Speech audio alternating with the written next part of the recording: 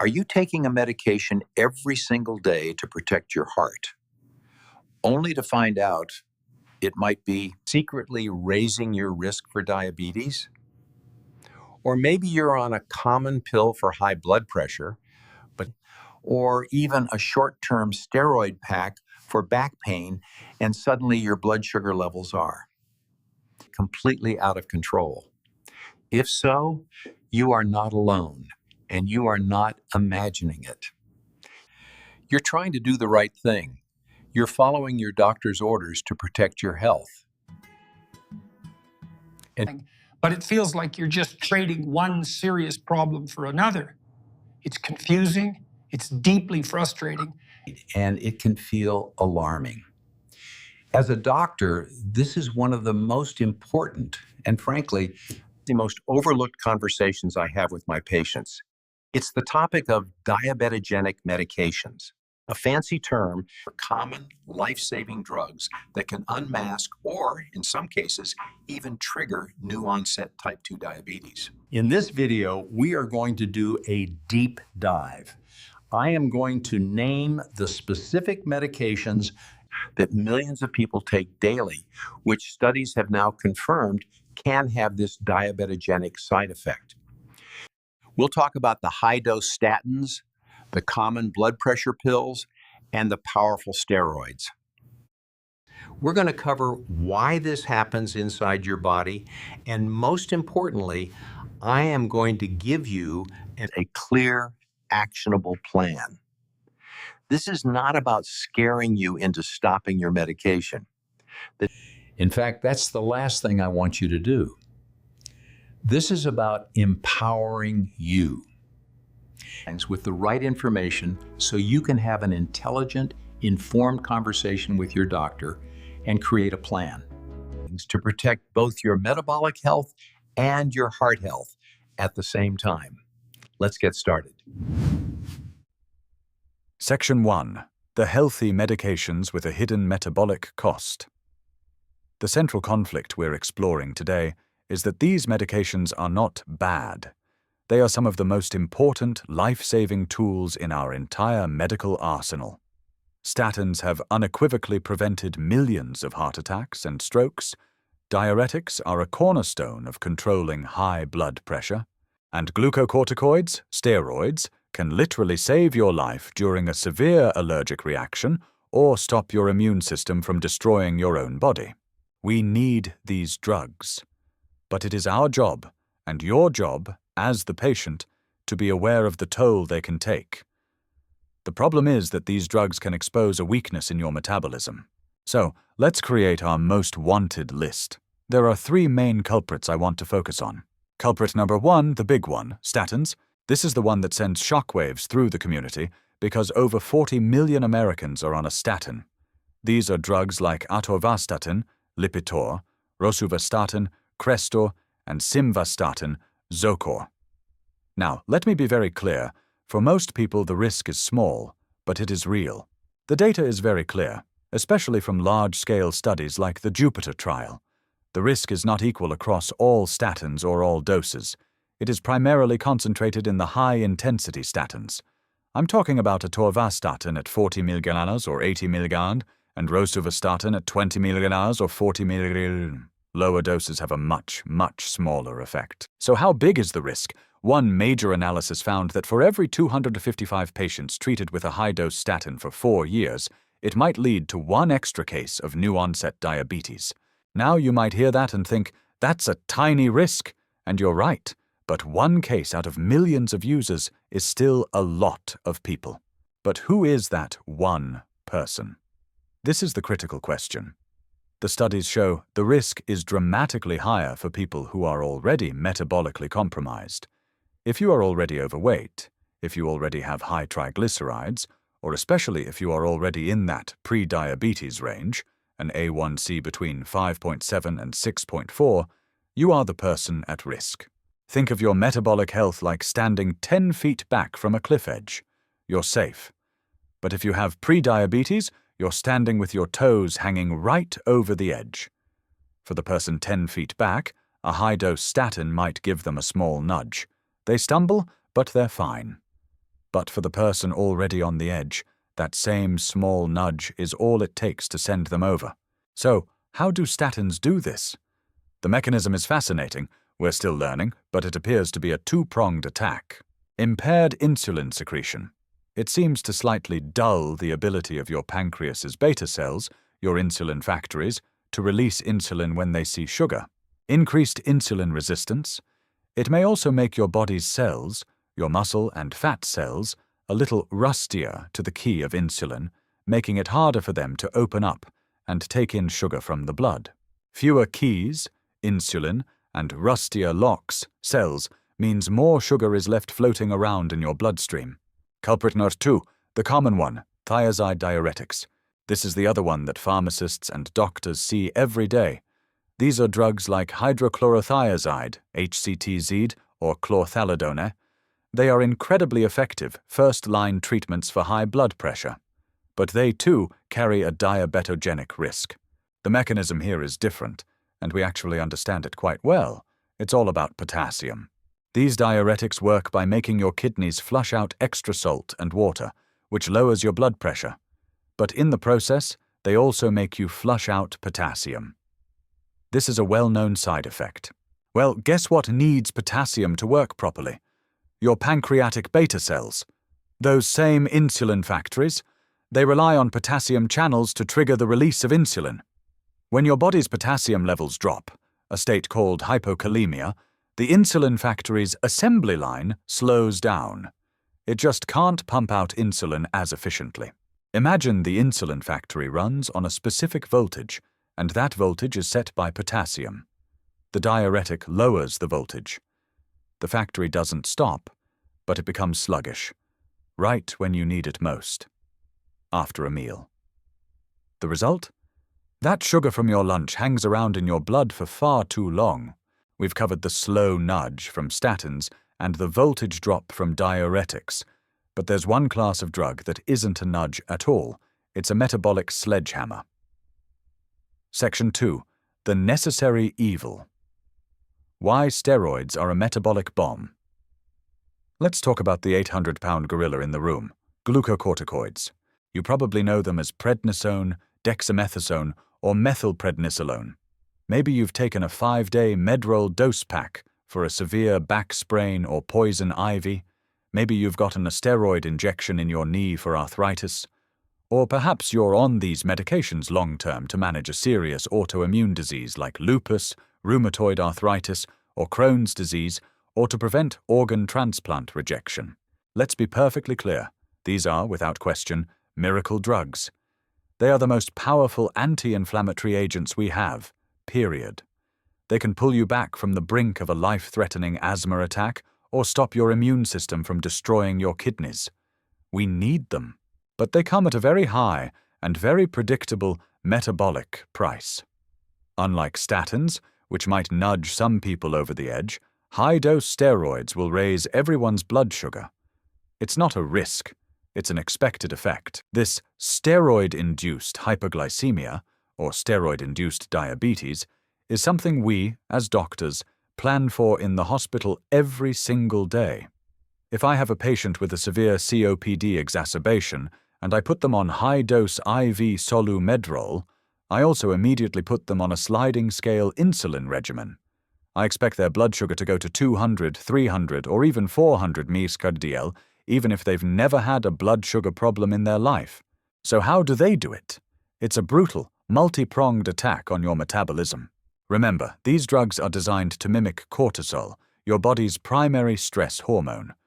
What does your body need in a true fight-or-flight stress situation, like being chased by a lion? It needs energy. It needs sugar in the bloodstream, available for the muscles right now. So, when you take a high dose of prednisone, you are essentially sending a panic signal to your entire body. The bank heist in your liver. The steroid marches straight to your liver, which is your body's sugar bank, storing glucose as glycogen, and screams, "Dump it all. Dump all the sugar into the blood. We need it now." This process is called gluconeogenesis, the creation of new glucose. Your liver starts pumping out sugar at a frantic pace. The cellular lockdown. in your muscles. At the exact same time, the steroid goes to all your peripheral cells, your muscles and fat tissue, and makes them profoundly insulin-resistant. It's like it slams the sugar doors shut and deadbolts them. Now picture this disaster. Your liver is dumping massive amounts of sugar into your bloodstream, the bank heist, while all the cells that are supposed to take in that sugar are in total lockdown. Where does the sugar go? It has nowhere to go. It just piles up in your blood, higher and higher. Your poor pancreas sees this metabolic emergency and does the only thing it can. It hits the alarm and starts screaming for insulin. It prints insulin like a central bank, printing money during hyperinflation. It pumps out massive quantities of insulin to try and overcome that steroid-induced resistance. This is why steroid-induced diabetes is a state of extreme hyperinsulinemia, high insulin, and extreme insulin resistance. If this is just for a 5-day burst pack for your bronchitis, your blood sugar will skyrocket. You'll feel terrible, thirsty, frequent urination, blurry vision. But when you stop the drug, the bank heist ends, the doors unlock, and your pancreas breathes a sigh of relief. Your body usually recovers. But what if you're on it for years? If you have lupus or RA and you're taking 10 mg of prednisone every single day, you are forcing your pancreas to run a 24/7 marathon with no finish line. Those beta cells, the little insulin factories, are being worked to the point of exhaustion. And eventually they burn out. They simply cannot maintain that level of output. They start to die off. And that is the moment that temporary steroid-induced high blood sugar becomes permanent, irreversible type 2 diabetes. This all sounds terrifying, I know. You're taking a pill to save your heart, control your blood pressure, or stop your joints from being destroyed, and I'm telling you it could give you diabetes. This is the part where most people throw up their hands and want to stop everything. But I'm telling you, do not panic. This is where we shift from being victims of a side effect to being proactive managers of our own health. Section 3. My 3-step action plan. What to do before your next appointment. So what is the plan? How do we get the life-saving, inflammation-crushing, heart-protecting benefit of these medications without sacrificing our metabolic health? It comes down to a 3-step action plan. This is the exact framework I use with my own patients. And the very first step is the most important rule I will give you today. Step 1. Do not stop your medication. I need you to hear me on this. I am going to say it multiple times. Do not abruptly stop your statin. Do not stop your blood pressure pill. And absolutely do not suddenly stop taking prednisone if you've been on it for more than a few days. Let me be crystal clear. Stopping a high-dose statin after you've had a heart attack or a stent placed can dramatically increase your risk of a second, potentially fatal, heart attack. Stopping your blood pressure medication can lead to a hypertensive crisis or a stroke. And stopping steroids abruptly can cause a life-threatening adrenal crisis because your body's own cortisol production has shut down. This is non-negotiable. The risk of the disease these drugs are treating, the heart attack, the stroke, the organ rejection, is almost always far, far higher than the nudge or shove they give you towards high blood sugar. Think of your statin as a seatbelt in a car. In some bizarre 1-in-a-million scenario, a seatbelt could cause an injury.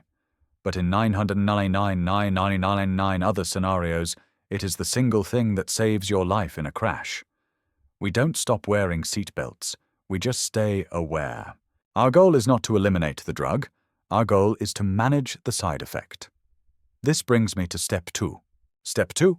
Become a data detective. Monitor. You cannot manage what you do not measure. If you are starting one of these medications, or if you've been on one long term, you are no longer allowed to fly blind. You must know your numbers. This is especially true for the at-risk population I mentioned. Anyone with prediabetes, a strong family history of diabetes, or who is carrying extra weight around the middle. What numbers do you need to know? Hemoglobin A1C, HbA1c, this is the non-negotiable one. This is your 3-month average blood sugar. It's the report card for your metabolic health. If you are starting a high-dose statin or a thiazide diuretic, you should have a baseline A1C before you start, or within the first few weeks, and then you must check it again in 3 to 6 months.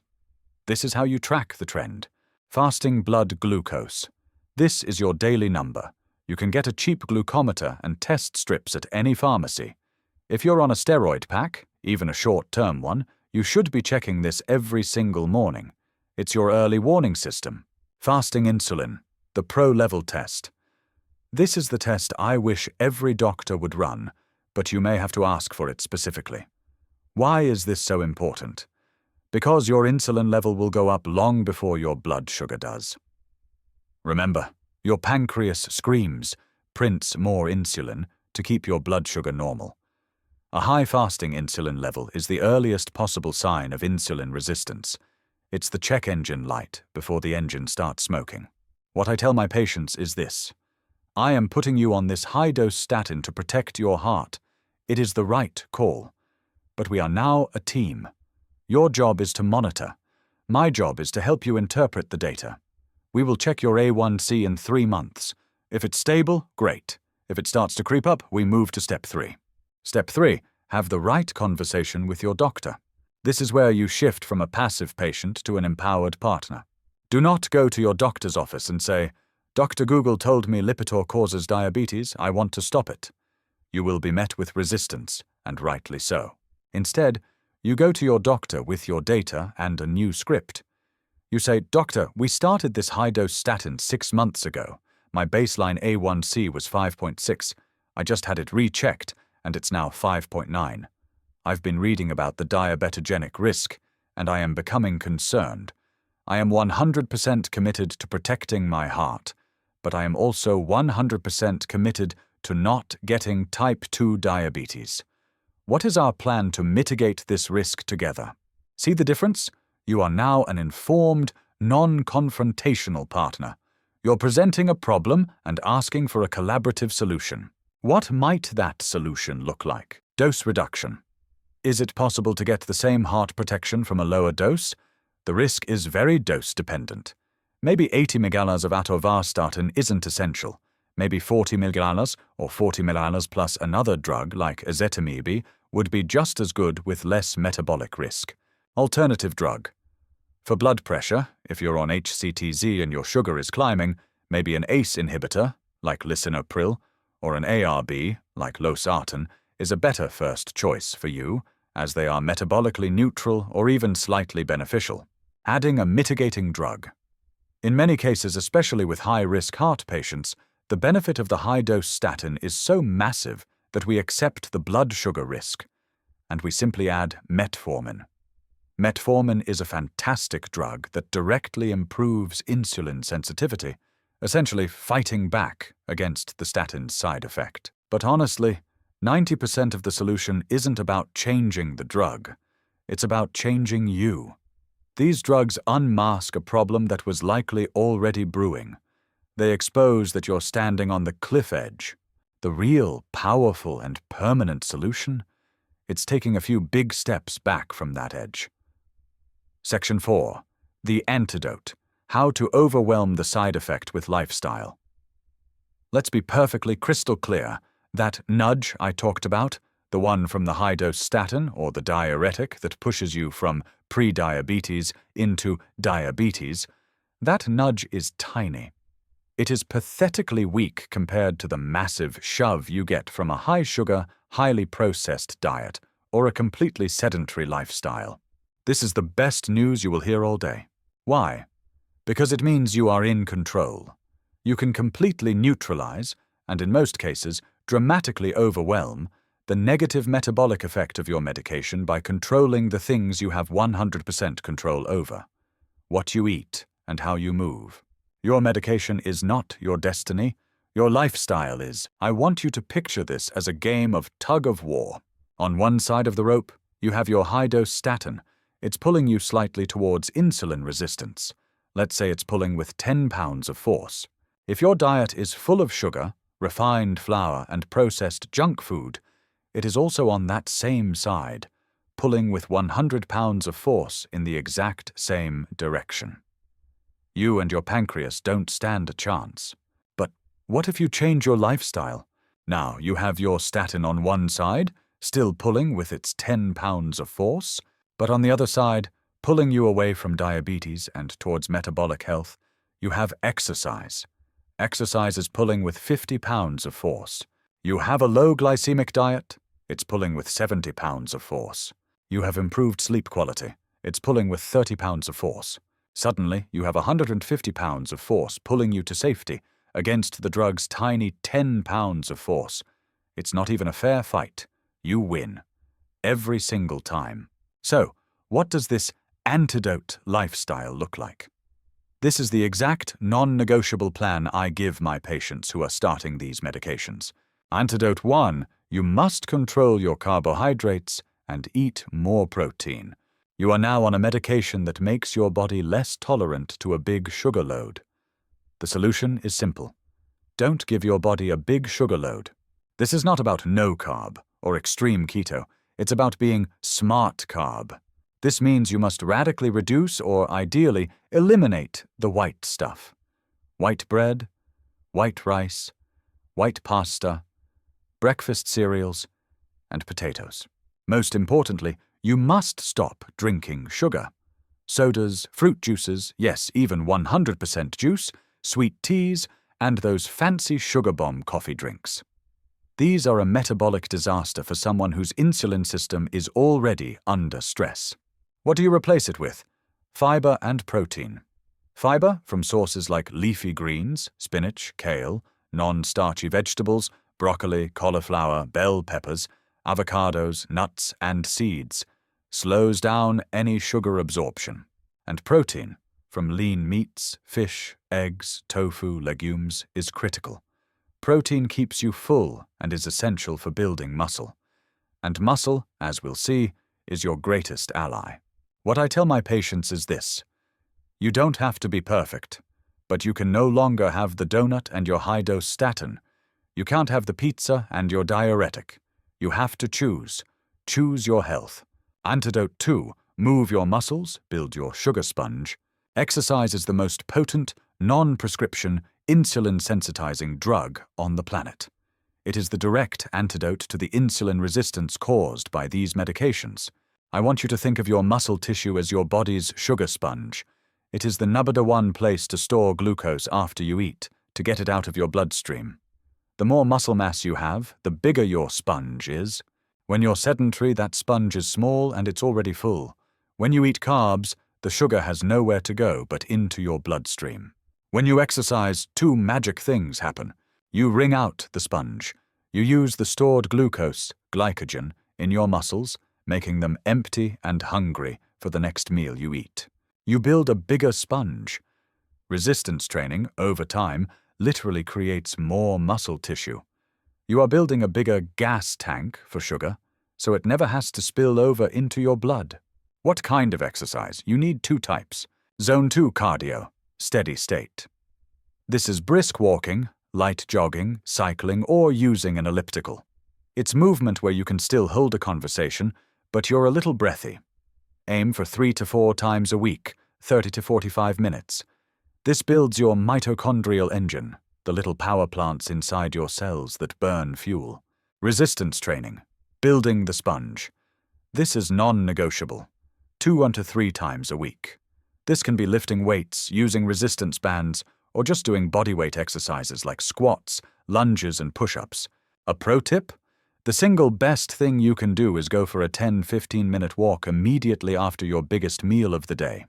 This uses your muscles to immediately soak up the glucose from the food you just ate, giving your pancreas a much-needed break. I have dozens of patients on high-dose statins whose A1C is lower today than it was before they started the drug. Why? Because the risk of the side effect was the motivation they finally needed to dial in their lifestyle. They protected their heart and reversed their pre-diabetes at the same time. That is a massive, life-changing win. The medication you're taking to protect your heart, control your blood pressure, or calm your immune system could be nudging your blood sugar higher. This is a real, well-documented effect, and you are right to be concerned. But today, you learned that this is not a reason to panic. It is a reason to act. You learned the 3 most important steps. Never stop your medication on your own. The risk of your underlying disease is almost always greater. Monitor your numbers. Become a data detective. Know your A1C and your fasting glucose. You cannot manage what you don't measure. Mitigate the risk.